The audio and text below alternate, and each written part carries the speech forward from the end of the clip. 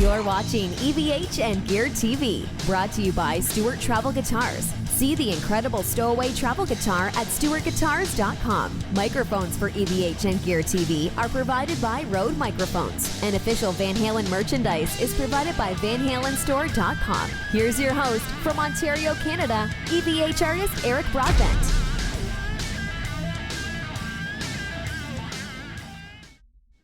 Hey everyone, it is the weekend. Happy Friday to you all. Welcome to EVH and Gear TV. We are live. Tonight I'm joined by an incredible bassist. Yes, I said bassist, but we're going to see there's just more than just bass behind this fellow. How you doing? We have Brad Russell. Hey Eric, what's up? Not too much, man. I'm really happy to have you here. You and I have been talking for, I'm going to say, close to about almost a year, would you say? Is that close to that? Yeah, I'd say that's right. Fantastic. Well, first of all, Brad sent me in a demo a while back, and I don't want to say demo. It was a cover of Eddie Van Halen's Spanish Fly, and it blew me away. And as we've seen here, a lot of the Van Halen fans that have been watching, some of these other musicians coming up, like Derek Sherinian doing a cover of Spanish Fly, and he's done Eruption. He's done all these kind of crazy things, too, on instruments that you would not think. And it's just so cool to see this kind of stuff. And that's how we discovered each other. But before we get into all the fun stuff like that and what everyone's coming to see tonight, I'd like to maybe just some people that are watching that may not know you as a bassist, if you could kind of give us a bit of background on yourself, kind of where you grew up, where you are now kind of thing, and maybe when you got into music, and just kind of warm up to let people know who you are. Oh, sure. Well, first off, I want to say thank you for inviting me to do this interview. It's an honor, considering all the different people that you've had on your show. So no problem. I'm nervous. No problem. I'm honored to have you. It's like, this is like a lot of my heroes, So yeah, thanks, man. This is great. My pleasure. No problem. I'm honored to have you here. So I grew up where I'm at right now, but I've moved around many times. But I grew up in the Detroit area. And came from a family of musicians. My two older brothers are musicians. My father was a bass player and a drummer. And although my mother didn't play an instrument, she probably should have. She's seen some of the greatest jazz legends.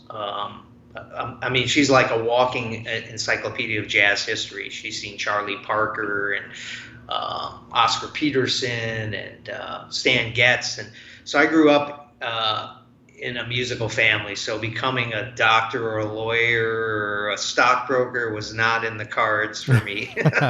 In some ways I wish it had been, my bank account wishes it had been, but it was just kind of a natural thing. I mean, you kind of hear this saying, you don't choose music, it chooses you, and that may sound corny, but it's actually true. It was just a natural thing.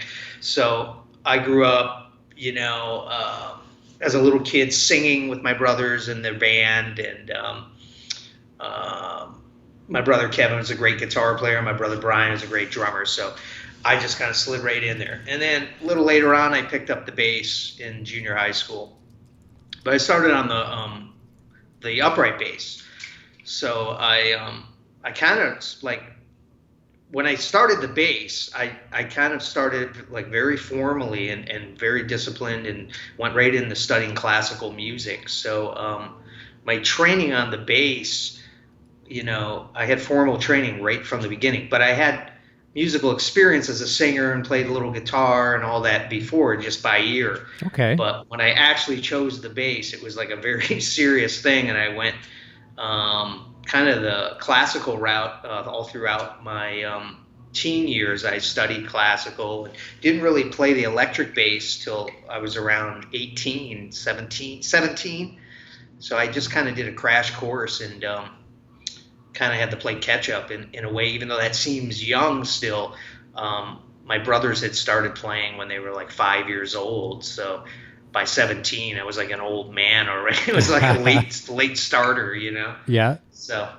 So yeah, and then I was growing up in Detroit. I mean, it was impossible not to be influenced by Motown and but also the whole rock scene, Grand Funk Railroad, even though Edgar Winter wasn't from Detroit, that era of like Grand Funk, that soulful rock and roll was a big part of Bob Seger and all that stuff. And then and I combined that with listening to classical.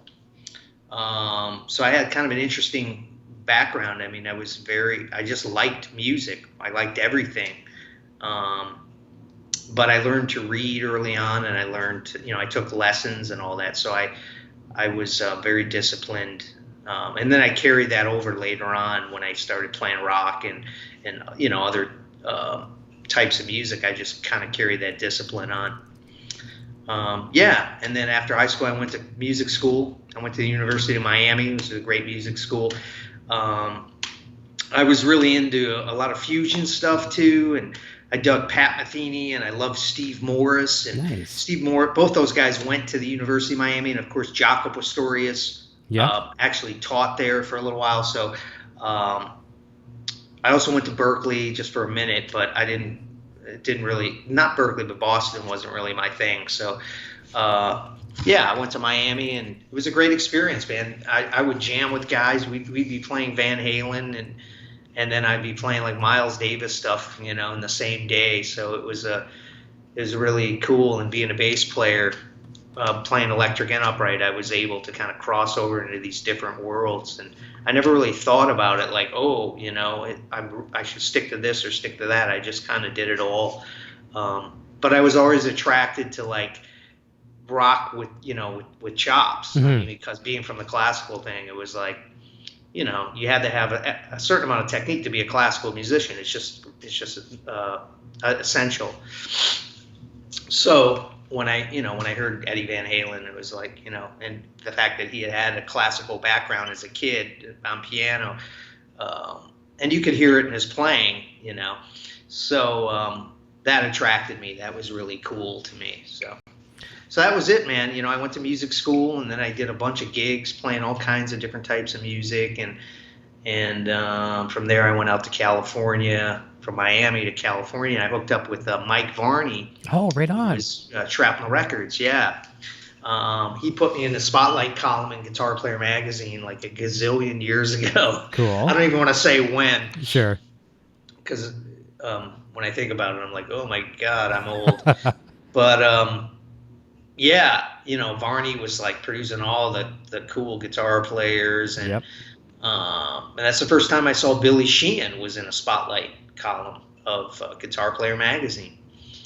So I started doing recordings for Mike Varney, but he started a blues label. So at first I was a little bit like, oh man, I wanted to do the shred stuff, but I got to play with some really cool, I recorded with Rick Derringer and Pat Travers, and did a rec compilation with Leslie West and John Butcher and Frank Marino, and all kinds of cool stuff. Jeff Watson from Night Ranger, I did a couple of his solo records, and every Monday night I do a blues jam with my brother Kevin and Neil Schon from Journey, and I'm like 22 years old, and I'm playing with Neil Schon from Journey every Monday night. What a thrill. It was kind of surreal. I guess. And I auditioned for David Lee Roth and Ozzy and Alice Cooper all in this short amount of time when I first moved out to California.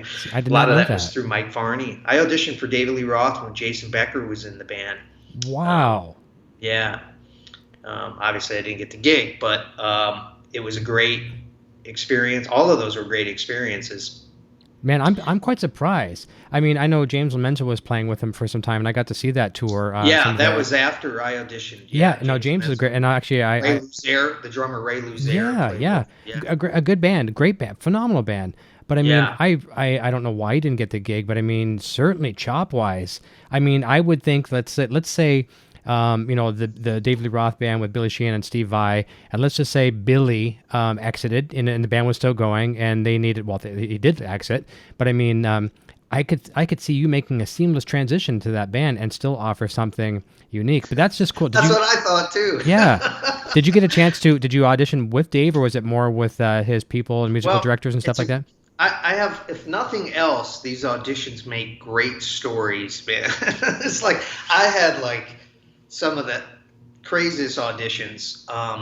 So I got the David Lee Roth audition and the Ozzy audition literally a day apart from each other. Monday, David Lee, Tuesday, Ozzy. Jeez.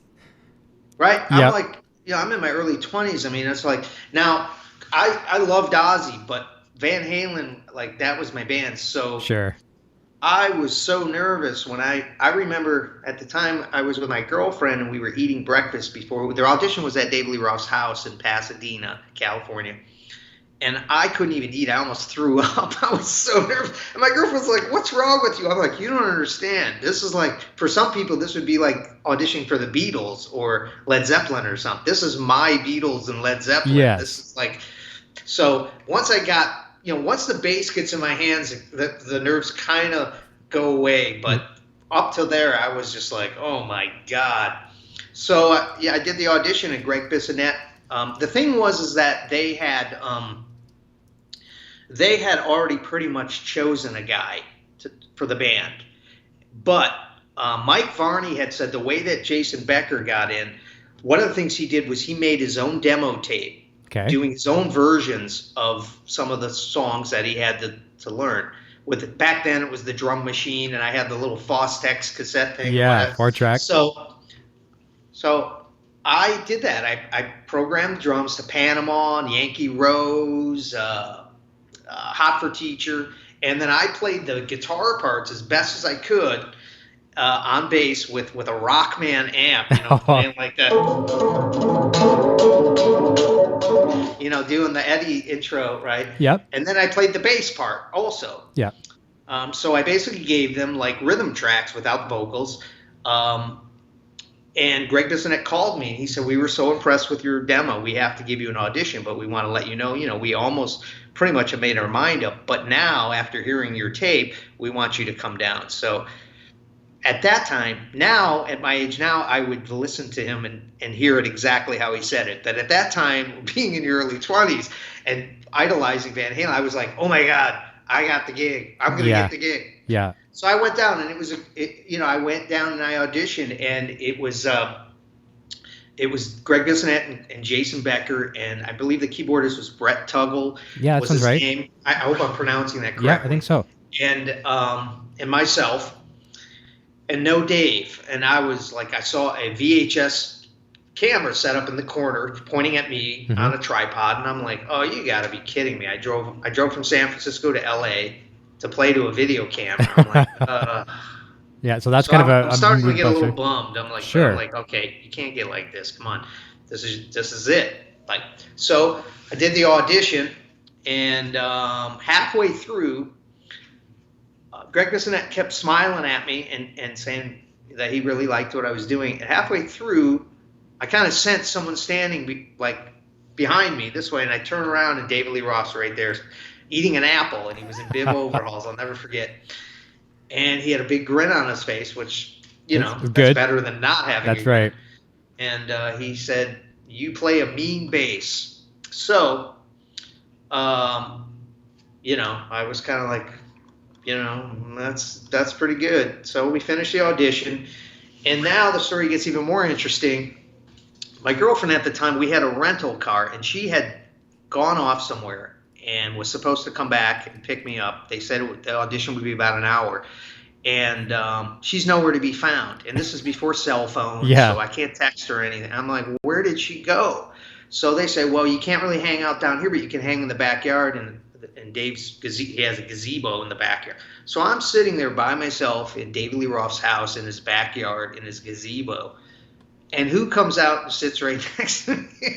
This is like a weird dream. I'm sitting in a gazebo in the backyard of David Lee Roth's house with David Lee Roth, and I'm just kind of sitting there feeling kind of awkward and very nervous. And he says, what's your schedule look like for the next few months or for the next year? Mm-hmm.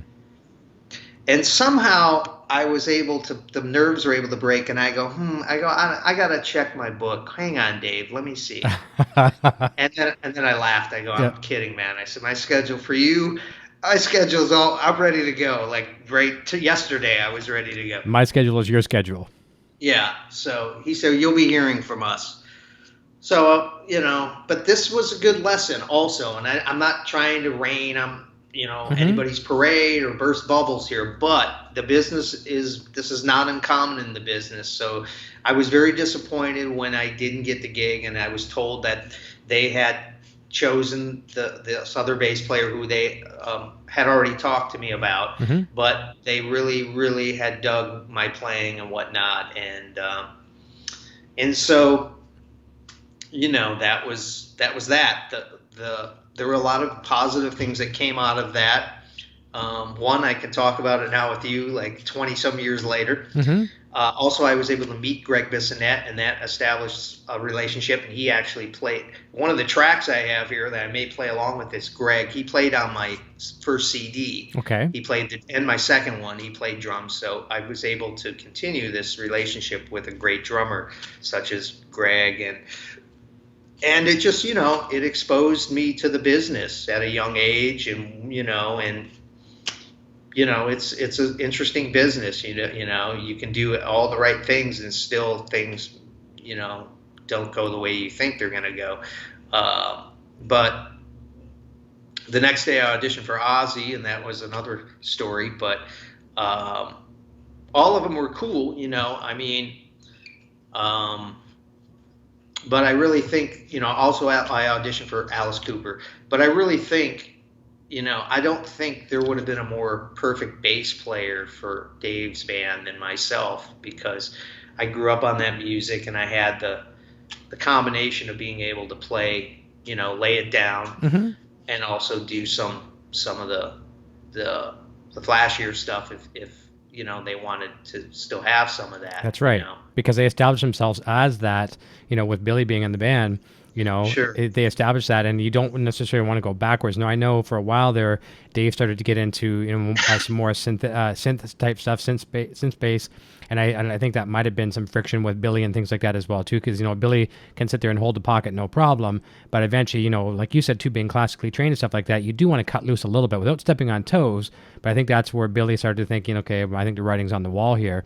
But they did establish themselves that way. So you probably would have been an ideal candidate. Number one, being the diehard Van Halen fan, you feel it. Van Halen is a feeling before you even get into the technique, and then the technique, which you've got. So, but you know what? Like they say cliches, things happen for a reason. That's one of the oldest cliches ever. But I believe in that 100%, because who knows what could have happened. You could have went on the road, could have been phenomenal, could have toured the world. You never know what can happen. Overnight success sometimes can change people, and for the good, for the worse, sometimes horribly worse. But look what's come out of it. Great relationships. You didn't leave there burning any bridges. You've made some friends, and I'm sure you've made more friends than just the Bissonettes. The fact that people know your name now. Dave would probably pass on your name to his people. It ripples in a really good positive way. So yeah, sure. And it's just a great experience. That's part of we could talk about later. I teach privately and in colleges, and that's I'm very proud to be able to say I have that experience and pass that on to my students. It's the real deal. And today some of them don't even know who David Lee Roth is. That's but true. A lot of them still do, though. But regardless of that, it's what a musician does. It's part of being a musician. Especially if you're going to be a sideman, it's part of the gig, man. Whether it's a playing a bar gig, with a cover band, or it's a world tour, or whatever it is. You have to go through that process, and it's I can't say it's it's not the most enjoyable process to go through when you're going through it, but it's a great feeling when you're finished, because you feel like you accomplished something, even if you don't get the gig. It's like, man, you audition and you put it on the line, and you learn the songs, and you go in and you do the best you can do, and you got X amount of time to do it, and it really kind of tests how much you. And then the other thing is, if you don't get the gig and the rejection part. My classical bass teacher told me something when I was like 15, and he said, if you can't handle rejection, you're in the wrong business. And I never forgot that. And I was really good, and I was sort of a prodigy of his. And when he told me that, it kind of confused me because I'm like, what? Does he not think I'm that any good? Or, yeah, how could I be rejected? Yeah, but what he was saying is you could be the best, but there is still that chance that they'll say no, you know. Mm-hmm.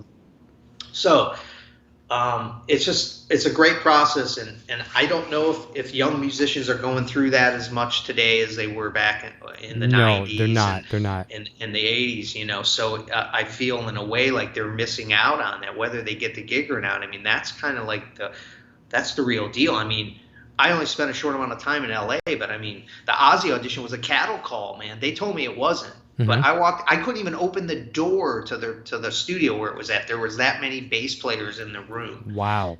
And, you know, you walk in a room and you got like 20 some bass players and you may be really good, but still it's a little bit intimidating. Sure it is, yeah. Oh, yeah. And especially if you're in LA or a place like New York or LA. I mean, some of these guys are really good, you know, so you're now not the fastest kid on the block anymore. So, I don't regret any of the auditions I've done. You know, I think it's great experience, and for young musicians, I don't think they're getting that as much today because there's just not as much of that.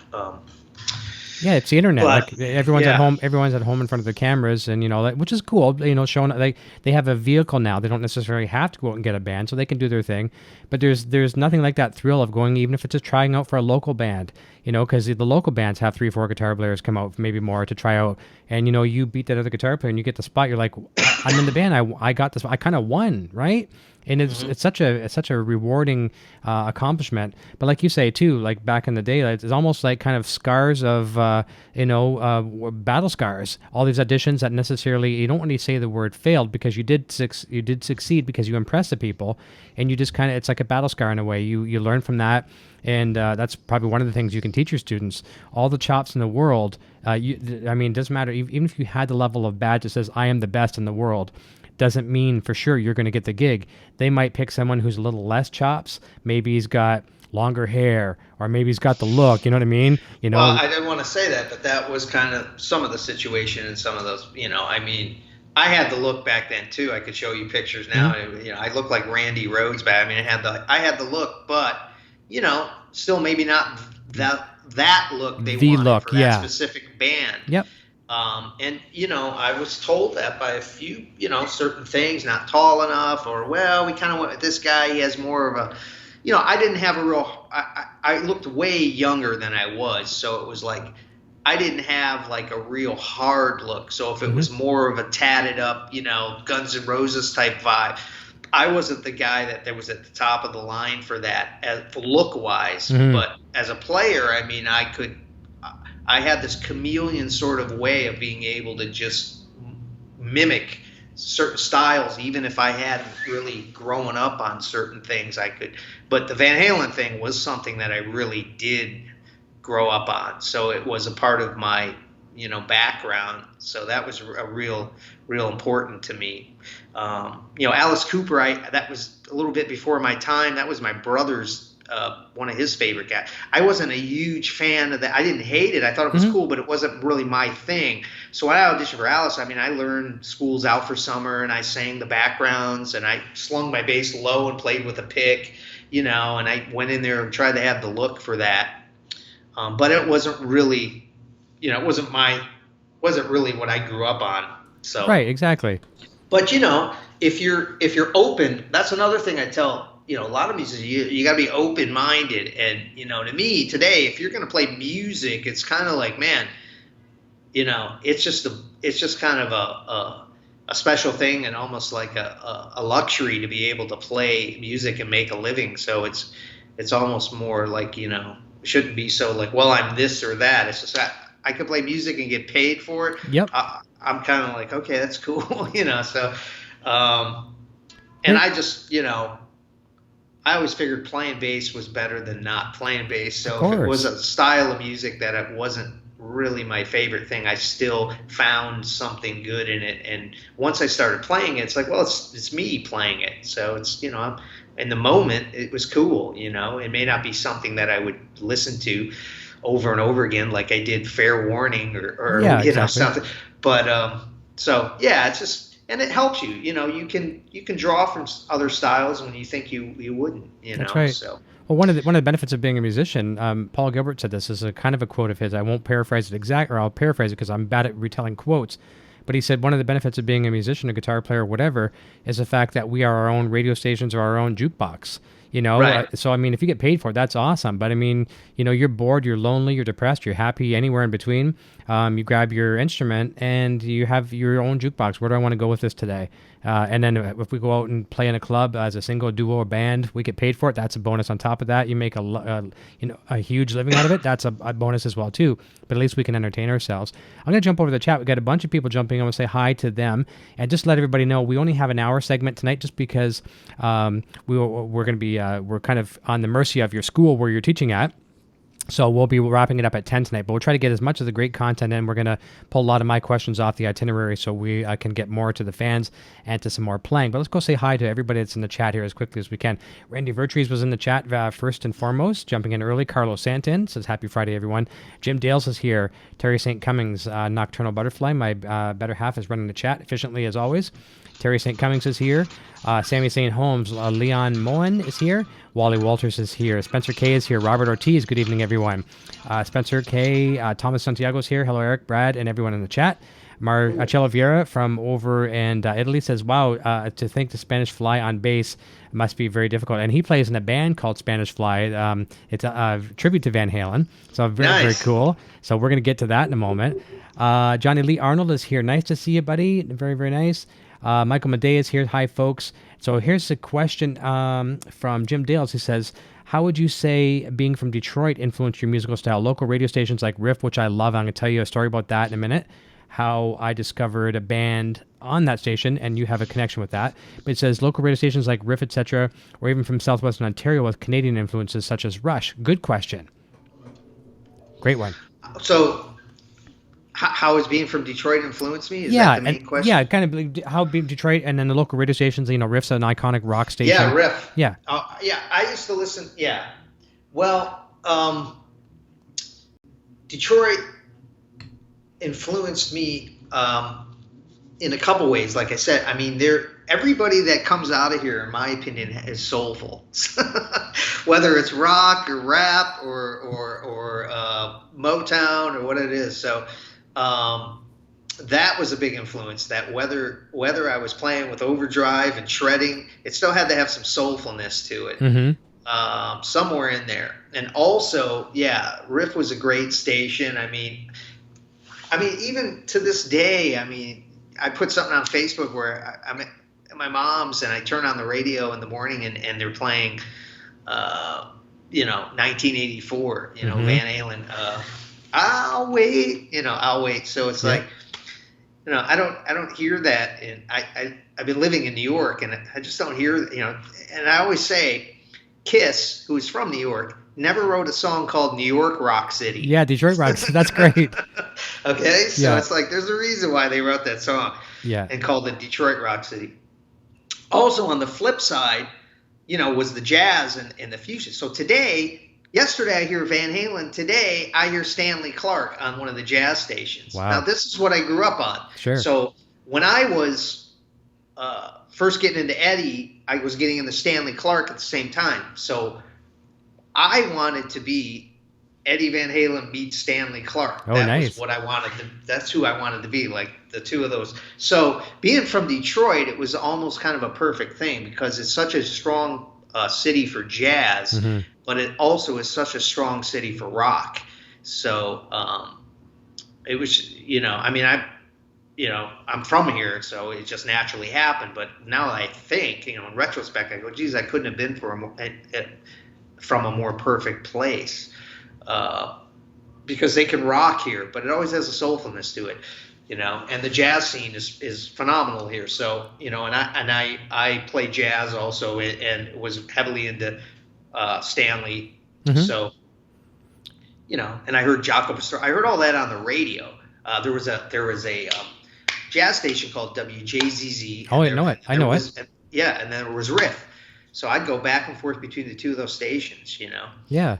And I'd hear Van Halen, then I'd hear Jaco, then I'd hear Stanley, then I'd hear Grand Funk Railroad, then it was just was perfect for me. So also, I think there's a work ethic being from this part of the country, Yes. blue collar kind of thing, and I didn't really notice that, or even I just kind of grew up naturally thinking everybody Subliminal. worked hard and practiced and didn't go out and play a show until they could kick ass and didn't do anything half-assed. And then I went other places and it was like, what are these guys doing, man? Yeah. Going through the motions. Yeah.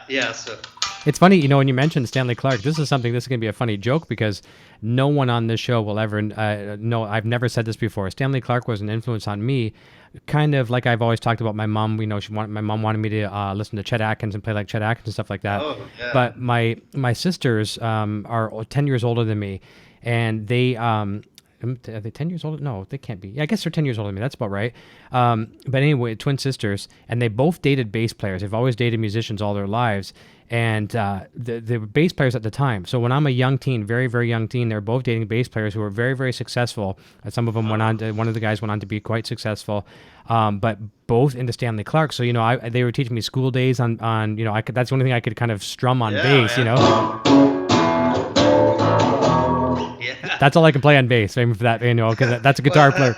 That's better than playing something else. I know. So I have a huge appreciation for that. It's absolutely amazing. But here's where I was going to go with it. So that's a very, very good question from Jim, and I'm glad you asked that because this sets up the next thing. So Gary Hoey is a guitar player that I love to death. We talked one time on the show, probably out of the 90-minute segment, we probably talked about 60 minutes of just family and fun stuff. And like, oh yeah, we better talk about some music, and I really like that. Now, Detroit didn't necessarily make Gary Hoey, but Riff Riff had a lot to do with that. I don't want to say how much because I don't know, but I want to say a fair amount.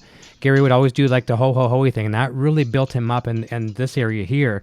And it was Drew and Mike at the time. Now it's Dave and Chuck DeFreak, who are Canadians from 89X.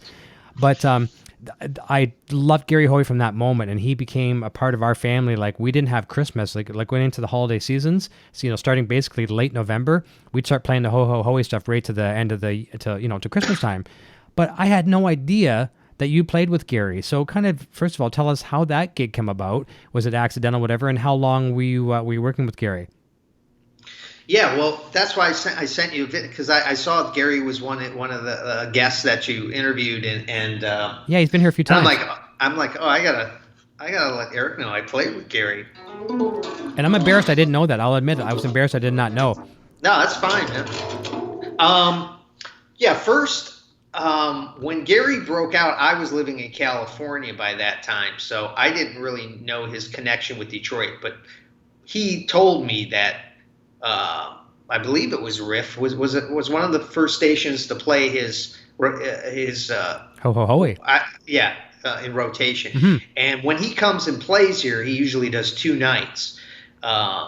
Which he normally does one night other places. So I have cousins that were going to see him before I played with him. They're like, dude, you're playing with Hoey? They knew more about Hoey than I did. Sure. But I definitely knew about Gary. A buddy of mine was really into him with the Lowrider cover and all that. Yep. But I hooked up through Facebook, man. It's just like, I tell these people too, use this like what we're doing now. I mean, I think social media is awesome if it's used in the right way. Right. I mean, if you already have a product, this is like the way you can get this out to so many people now. Back in the day, I used to have to write letters to Mike Varney and send him cassette tapes, and put it in the mailbox and like hope he would listen to it, not lose it, and actually answer me. Now it's like email, and you can even see when he's read it. And it's like, and they got it there and they see your video, and it's like if you have the talent and you have the goods, man, it's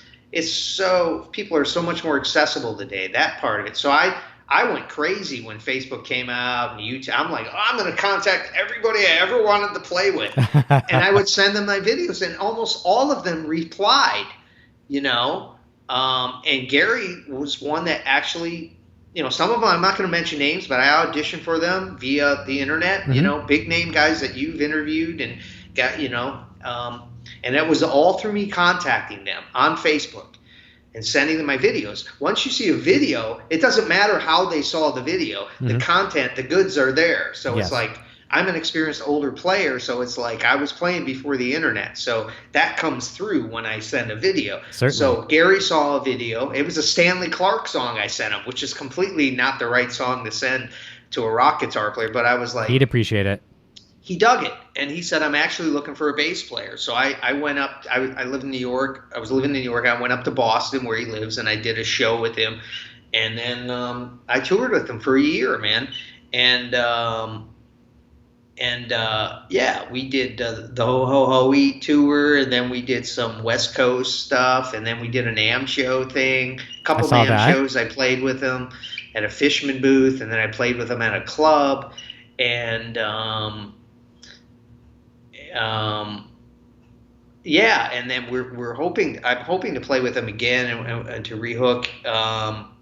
I really liked playing with Gary, and not only as a guitar player, but he did some very cool things that other musicians maybe wouldn't have done. He let me sell my CDs on the gig and promote myself. He gave me some nice solo spots that maybe some other people would not have done, because not everybody's, people are, it's like, it's my show. So he was very, very supportive of my solo thing. And he let me, I got to do some of my thing. And, that was a really cool thing for him to do. And I enjoyed playing with him. So hopefully I will again.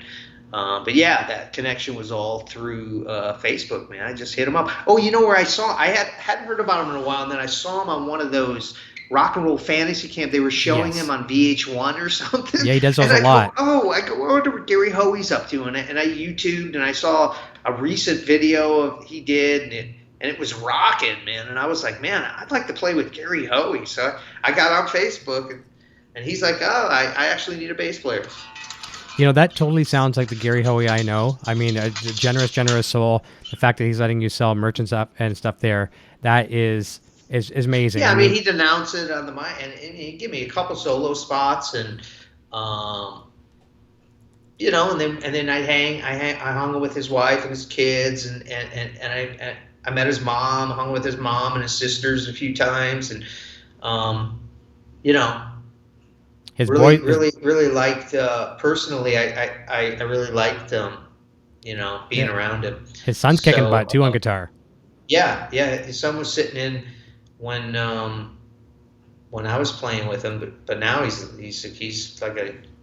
a young man now. I know he's as tall as Gary. Videos of it, yeah, so he's definitely got the same talent his dad has. But yeah, Gary was cool, man. Another thing I want to say too, which a lot of people don't realize, I mean, he's been able to make a living and maintain a career as a solo guitar player. That's hard. That is really hard. Yeah. Really hard.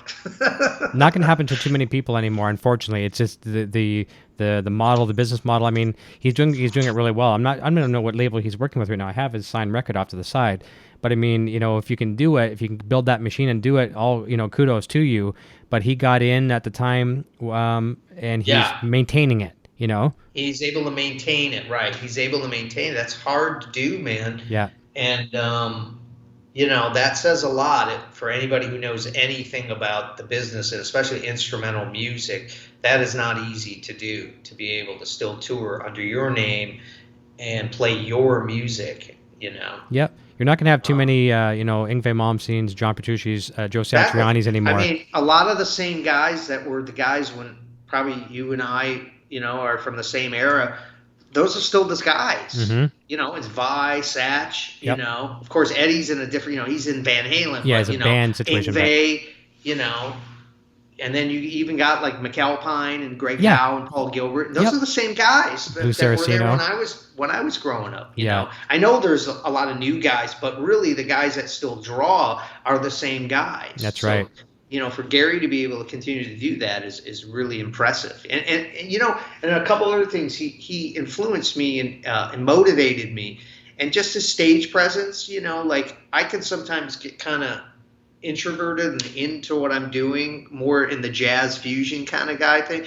And I would say he would look at the crowd, but not in like a poser, like pretentious or contrived. Like he he's very what he does is very natural, and he's connects with the crowd in a cool way, and some of that I tried to use when I would go out and play, and kind of take my eyes off of my bass for a minute and look at the people and just kind of like, realize that you're performing for people, Exactly. I find that he feeds off the crowd. He's been doing it a long time. He's a very experienced, seasoned guy, so I tried to, also learn some things from playing with him. Well, that's right.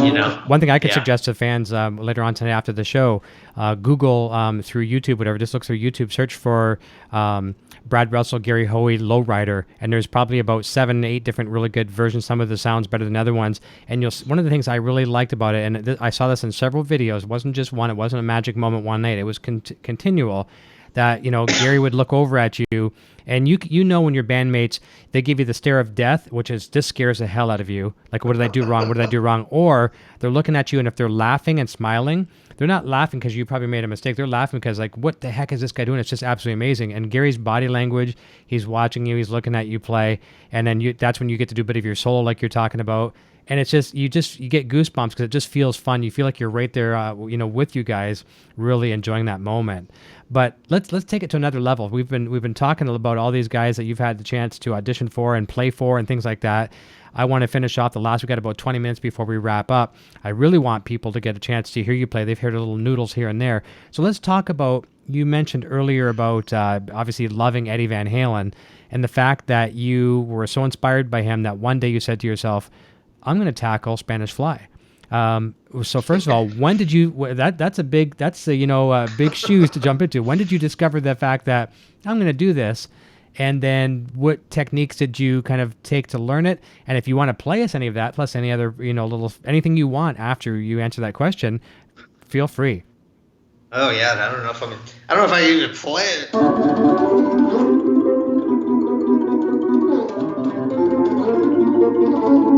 Yeah. Well, here's the deal. It's like I heard Spanish Fly was one of the first things a buddy of mine in junior high school. Yep. Played it for me. I was kind of a late bloomer with Van Halen. They were already out for quite a while though when I really got into them. I think Diver Down was their album when I started to get into them. So I had to kind of backtrack a bit. But he played me Spanish Fly, I think even before Eruption. And that's what sold me, on an island string guitar. And I was like, oh my God. I didn't quite know what he was doing, but I had an idea. So I always, like, from that point on, I wanted to be Van Halen on bass. And this is before I heard of Billy Sheehan. Mm-hmm. I wanted to be Van Halen on bass and Stanley Clarke, or Van Halen on bass mixed with Stanley Clarke on bass. Yep. So I wanted to incorporate the techniques, but as far as learning it note for note, I just learned that last year when I did the video. I mean, I learned it in a few days and did it, but I've been playing for a long time now, so It's not as, I'm not gonna say it's not hard. It's hard, mm-hmm. but it's not as hard for me to learn it, to know what he's doing, to play it.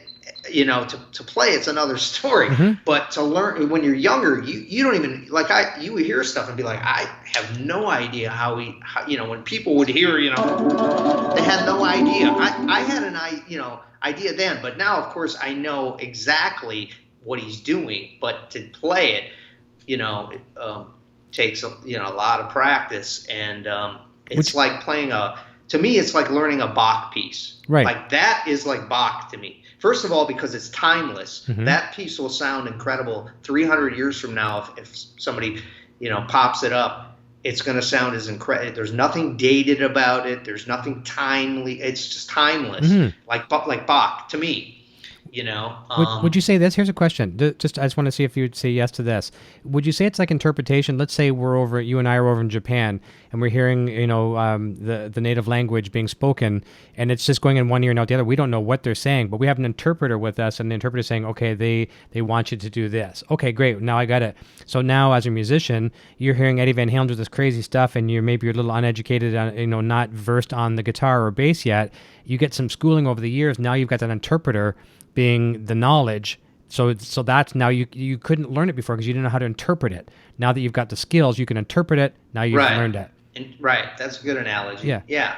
That's kind of where it's at. Yeah. So, I mean, I knew what he was doing. So I incorporated some of the techniques early on, like, the opening.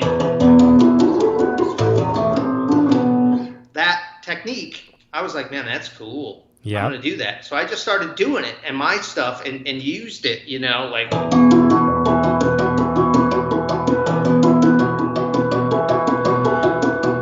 I did that as an opening on Jeff Watson track that Alan Holdsworth played on. Oh, goodness. And it's called Forest of Feeling. And I think it went, I don't even really remember. It was like something like.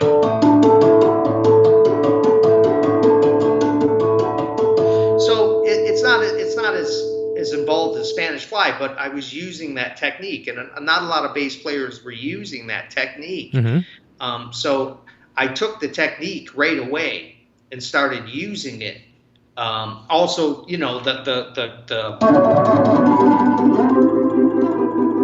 triplet, it's like the quintessential Van Halen tapping pattern when he does the triplets,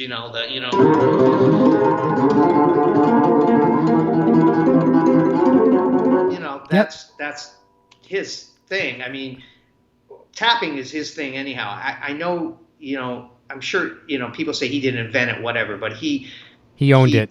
He brought it to a whole new level and brought it into rock guitar like no one ever did. But of all the tapping he does, the techniques, that's the one that's the most identifiable in my opinion is the triplet. Wheedly, the guys. The older musicians I used to work with that couldn't do it. They'd be like, man, don't do any of that wheedly stuff. And it was like this. So I took that and did my own thing with it. I had some little piece that I wrote and it went like.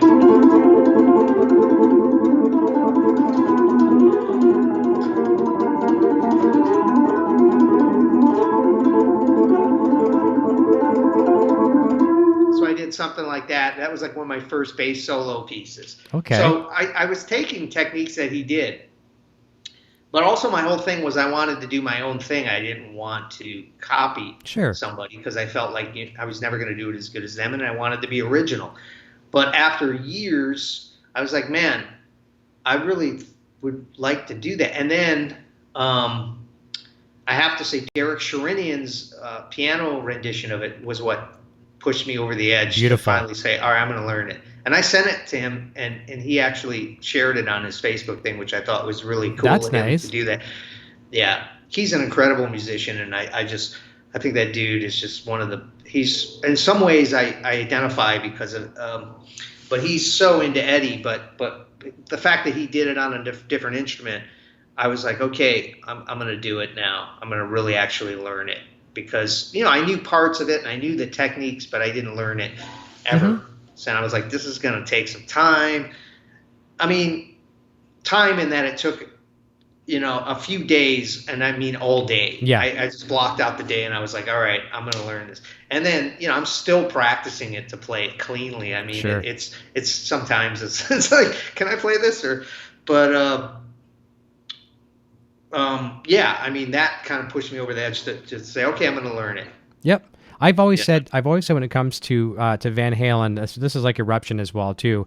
I'll play that one on guitar, and I always look at it. It's like falling down the stairs. You're gonna fall almost every time you play it. You're gonna fall. It's where you're gonna pick yourself up. Are you gonna fall and land on the second stair and you're all good? Or are you gonna go to the bottom, break your collarbone, and land on the last stair, pick yourself up there? It's just okay. We're gonna go into this. I don't know if I'm gonna fall. If I am, I'm just gonna try to find my exit. And that's the thing with like Spanish Fly, trying to do it cleanly. Sometimes it's better if you put more distortion on it. It's just your mood, your mojo, people looking at you. There's so many factors. Your talent is only so much. And then we rely on other things, outside factors, like people appreciating it, cheering, that kind of stuff. Who knows what, right? But I love the fact that you've done that. And in a second, I wouldn't mind if you'd play us a riff. I forget the name of the song, but the one video you sent me, I think Nocturnal might have shared it. Yes, she did. She did share the video where it's you and the drummer in the studio. And I know you had a lot of reverb and some extra effects on your bass and some distortion and stuff like that too. Oh, sure. Can you remember that one? You mean the Brazilian drummer? Yes, Achilles Priester? yeah. Are you able to play some of that? Incredible. Well, I wanted to do a little thing, if I can do it with the loop. Yep. I wanted to show, how I've used, how Eddie's influenced me as a bass player. Mm-hmm. But, obviously by using these techniques that he kind of introduced to the world of rock guitar. But also, conceptually, that chime, I call them chimes. I don't know what you call them. Right? I was coming up with little pieces where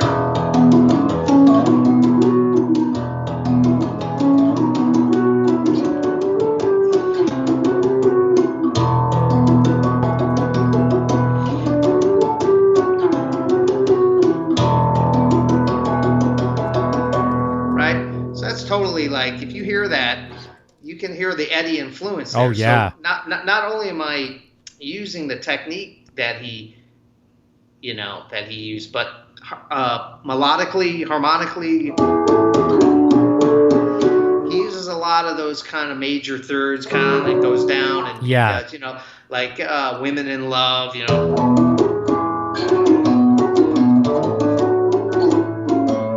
right? So I love that. I love that sound. Mm-hmm. That major chord thing where he kind of does these like. I'm screwing it up now, but that's okay. So he's using, these thirds. So and major. So I wanted to like incorporate that into my songs, my compositions. So now with that piece that you were talking about, it's called Metal Improved. It's just myself and Achilles Priester, but the main part that's like the melody is using. It sounds like a.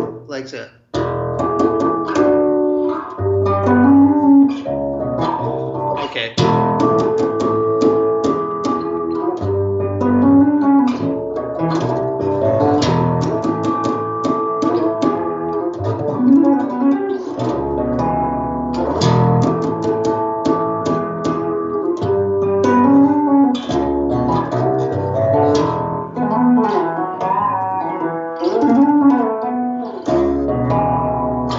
So that's the chorus, I guess. Now, if you listen to Van Halen, you definitely hear that influence in that. Even though what I'm doing, I'm playing it on bass, and it's very much a heavier. There's a lot of parts to the tune that are heavy and go down into the low.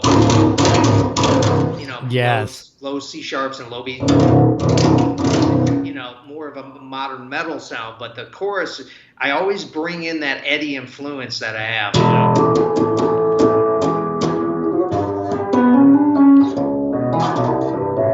To me, those chords almost kind of like what I liked about Eddie would do these like more than bar, like power chords. Yeah. He would play these like cool voicings down low with overdrive. Yeah.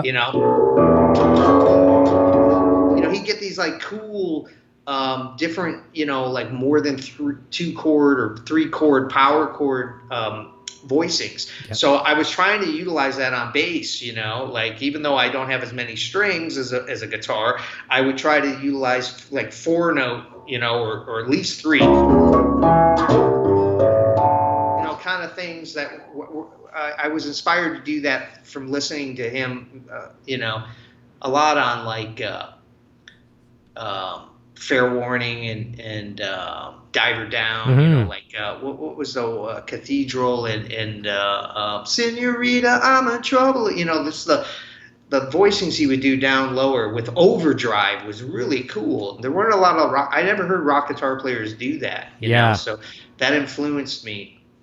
So when I did this Metal Improved, I kind of did the kind of an Eddie. That to me is very Eddie influence. Yeah, I can see it. And then of course the tapping, the chime thing is just totally him.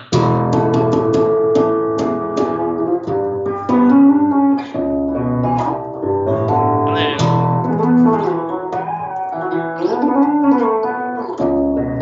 so these little melodic, like what I liked about Eddie too is like he's always he's very melodic when he plays. Even though he would showcase his technique, it was only to serve the songs. You know, it wasn't. There were guys that came after him that tapped way faster, and sure. But in my opinion, hardly ever as melodic. You know, and never really were.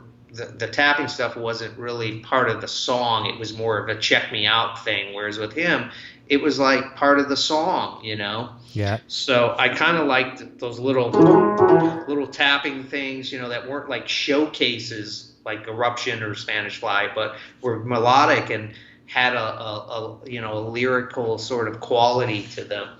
So, you know, that's the thing with him. And the same I feel with Jimi Hendrix. Some people miss that Hendrix was a great. First of all, I thought he was like a poet that played guitar. I mean, he wrote some really, really amazing stuff, songwriting wise, and his feel was incredible, more blues than Eddie's. But what I felt Eddie was kind of a continuation of that in a way that he writes cool songs and cool riffs. I mean, you can listen to a whole Van Halen song and you don't really need the solo, and it's still. You know, like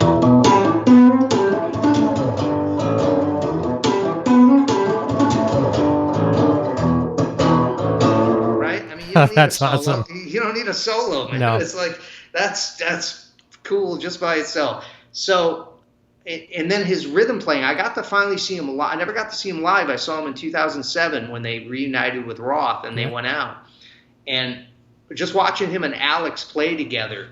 And their groove synergy was thick. Oh, yeah. And it's like people miss that about him. Like the people who really get into Eddie know that, but a lot of people just think, oh, you know, tapping. But his tone and his groove and his lyrical sense of melody, you know. That's right. You know what I tell some. I try to pick up on that too.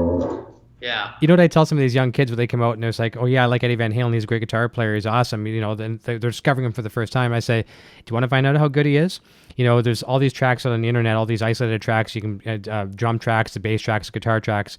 Download the isolated rhythm tracks, or even get the whole band tracks with the lead guitar removed. Do you think he's a good lead guitar player? Isolate that lead track and listen to what's going on. Then the kids are like, because, you know, the kids out there playing Eruption, you know, as you say, it's not hard to learn. Now, you know, I'm going to excuse myself because I still don't know it right, but I can play most of it. But the technique, you just have to learn how to do it. But the rhythm stuff, that's when I was like, okay, I need to just, I'm never going to even attempt it. It's just absolutely crazy. And then it's that swing that he's got with his brother, and thanks to his dad, and thanks to some of the Motown from David Lee Roth, and, you know, all of those things put into a big stew pot and stirred up. It's just absolutely amazing. Yeah.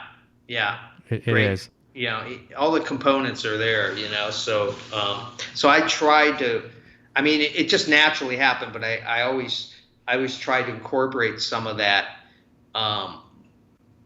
melodic, you know, that lyricalness of his playing and you know, just conceptually what was happening, and not just make it a showcase of chops, you know. You've certainly taken it to a level that we can all respect, but also at the same time feel the love that you have for Eddie Van Halen. So it's you hear the influence, but you don't hear Eddie Van Halen, which is cool, and that's nice that you've made your own stamp as opposed to being a clone. Even though you're on bass guitar, you're making your own stamp, you're making your own way, but still saying thank you, sir, for what you've done for me as a musician. You know what I mean? Yeah.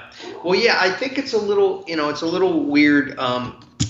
Some bass players get kind of bent out of shape when you play the bass this way, but I find it more in rock than in other styles. And they immediately, they'll kind of go to Billy Sheehan, because Billy's really the main guy, you know. Doing that. Oh, there goes the lights. Let me hit the pulse harmonic. Maybe it'll turn the lights back on.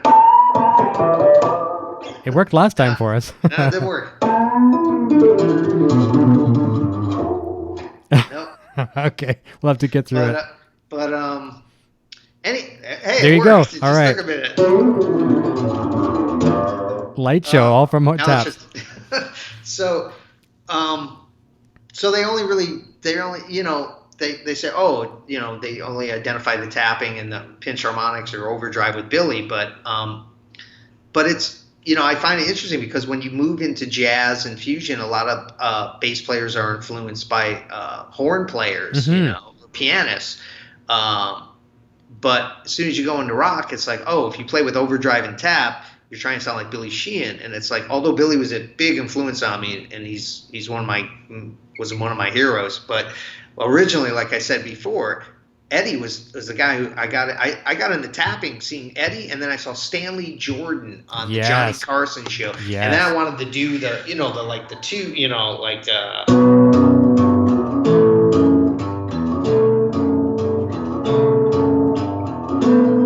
we play a bass line and the chords at the time, like two separate lines, like more piano style. Yep. So so it was two guitar players that influenced me to do that.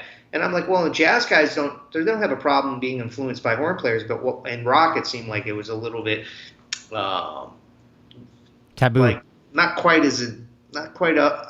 to move up, get up with the times a little bit, evolve a little bit faster. So I don't know.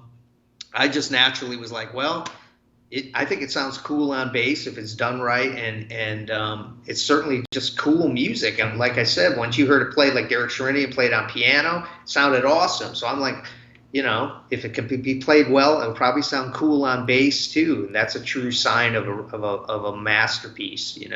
I agree. Yeah. I agree. You can tell that it was written so well that it can be translated. Listen, we're at 10:01, and I certainly do not want to rush you, but I know you got to get out of here in a second. I was going to say hello and goodbye to the last few people in the chat, and then just ask you what's next. I definitely don't want to have you overstay there when they're looking to lock up. So Michael Madej is here as well. I'm not sure if I said hi to him. Chad Boston is here as well. It's good to see you, Chad. And let me see here. Wally Walters here. It's an awesome show. Zach Thong is here saying, hey, Eric. Sorry, guys and girls, I'm a little late in the chat. See if I miss anybody else here as well, too. Steve Bally is here. Great interview. Nice props to Stanley Clark. Very nice. Or Bailey, I think it is. Steve Bailey. Thank you, Steve. I appreciate that. Great minds think alike. That's on Michael Madej. And I just want to make sure I didn't miss anybody else. I may have, and I do apologize if I did. I'm not the best reader. But listen, what's next for you in 2018? And also, are you heading to Winter NAMM? Yes, I'm planning on going to NAMM. I'm hoping to play it. I'm a GHS endorser, a GHS artist. So maybe at their booth? Term is, but I use GHS strings. I think they're awesome, and the people they're from Michigan, and I'm from Michigan. That's another big thing. But I'm hoping to play at the booth there, and maybe play at one of the bass events. I sometimes I played at one of the bass bashes about 4 years ago, so that would be cool. So I would like to go. Yeah, I'm planning on going to NAMM and hopefully playing. And I'm teaching right now. I just finished teaching at Berklee in Boston at the Berklee College of Music in the summer. I was teaching there. That was awesome, and would love to continue to do that. And right now I'm teaching at Detroit Institute of Music Education, DIME. In Detroit, and it's very cool. I have a small amount of bass students, but they're serious. I always find with bass, they're small but mighty, man. Yeah. If they pick the bass, they want to play the bass. It's not like oh, I'll just maybe play it at a party for my friends or something. It's like, no, I want to play bass. Yeah, I want to learn Seven Nation Army. Yeah, so I have some cool students, and when we're working on, I teach a lot of fundamentals and stuff, but yeah, I mean, if people, if you're interested, I teach via Skype or FaceTime. And can they contact you through your Facebook page? I have that. We have several links. So in the links below, and Nocturnal also put some in the chat as well too. But down in the description, we've got your Facebook. We got the SoundCloud. I think it was a SoundCloud link you sent us. There was some stuff that you did with Joe Satriani. But contact Brad through the Facebook and reach out and inquire about bass lessons. And I'm sure you'll reach out. I mean, I cover playing, functional bass, like playing in a band, and like. If a player wants to specifically work on those techniques, or how do you get, I find a lot of people do ask about how do you get those, or how do they switch from overdrive to clean tone, or there's certain things that sometimes can seem a bit mysterious with those kind of tapping techniques and stuff like that, but I clear that up, I can clear up the mysteries, and it's just, it's just practicing this, like any other technique. But on the bass, it's physically a little bit more challenging. Sure. But yeah, I cover whatever, but I try to also emphasize playing, bass in a band, because that's what we're gonna do most of the time. That's right. Yeah. Yeah, but those kind of things there's vibrato and just once again, like listening, to guitar players for that kind of stuff. I listened a lot to Eddie, and Jeff Beck was one of my favorites. Yeah. And Steve Vai, and my brother Kevin is a great blues guitar player. So just getting the bands.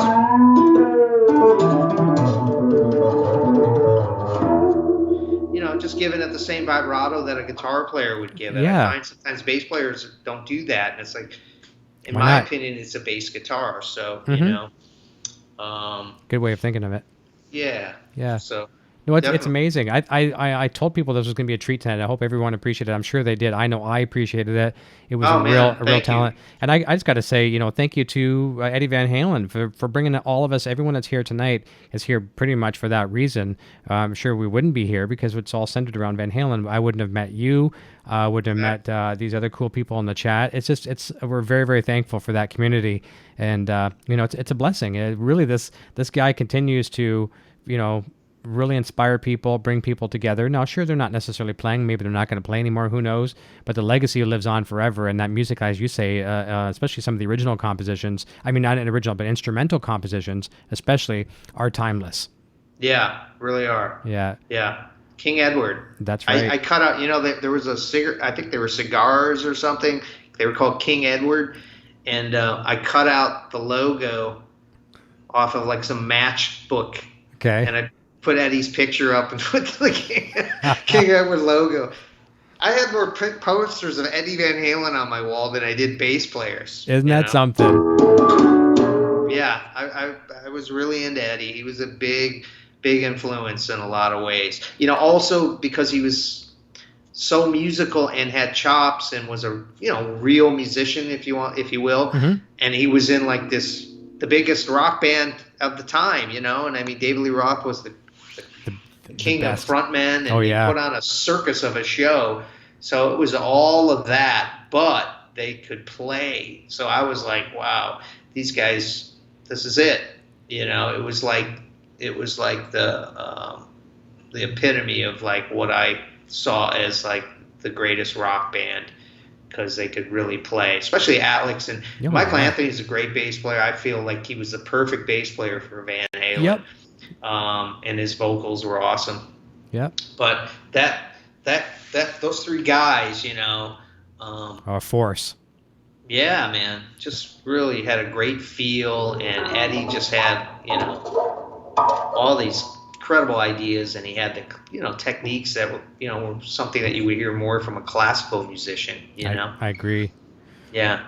Well, listen, everyone, check out Brad's links in the chat below for sure. And if you're new here tonight, if you haven't had a chance yet to subscribe, please do. I'd love to see that. You get notifications turn on those notifications, and you'll get to know when I'm doing more shows like this, uploading demo videos, all that kind of cool stuff. And be sure, obviously, to follow Brad. You're going to have a lot of fun. Check out what he's doing. We're wishing you the absolute best as you round out this last quarter of 2018. And if you're going to be at NAMM, we look forward to seeing you. I'll stop by and say hi and bring in the boys. Oh, yeah. That'd be great to meet, man. Sure. That'd be cool. Yeah, maybe we'll jam some Van Halen. That'd be fun. Oh, that'd be cool. That'd be cool. Brush you up on something. Yeah. No, I have to brush up.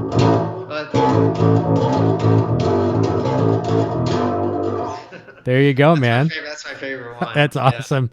Yeah. Well, listen, I'm going to say goodbye to you off the air. Don't go away. I'll say goodbye real quick and let you pack up your stuff so you can get out of there. Everybody, I am back again Sunday, 3 p.m. Eastern Standard Time, 12 p.m. Pacific for the Helix Hour. Looking forward to that. Ben Adrian, sound designer from Line 6 and Yamaha is on the show. Looking forward to that. It's going to be a lot of fun. And everyone, have a fantastic weekend. Be safe out there. Have fun. And we'll see you very soon. And don't forget to check out all Brad's stuff down below in the description. Brad, stay there. We'll see you in 2 seconds. Everyone, have a great weekend. Until next time. Cheers. Take care, man. Thanks. Hey, you're still here? Eric Jr. here, reminding you to check out our full lineup of quality merch. Available right now in the Broadstash Boutique. Quality products and fast shipping. Visit broadstash.com today. I am now on Patreon. If you enjoy my content and wish to support my channel and what I do, then please check out my Patreon page at patreon.com/evhgeartv. Your support assures the continued growth of this channel and a fun community in which to share our love for Van Halen, music gear, and much more. My name is Eric and I play Wolverine guitar. Video production services provided by Design 39 Media. Visit design39media.com for all your website, photography, and video production needs. Microphones for EVH and Gear TV are provided by Rode Microphones, and official Van Halen merchandise is provided by VanHalenStore.com.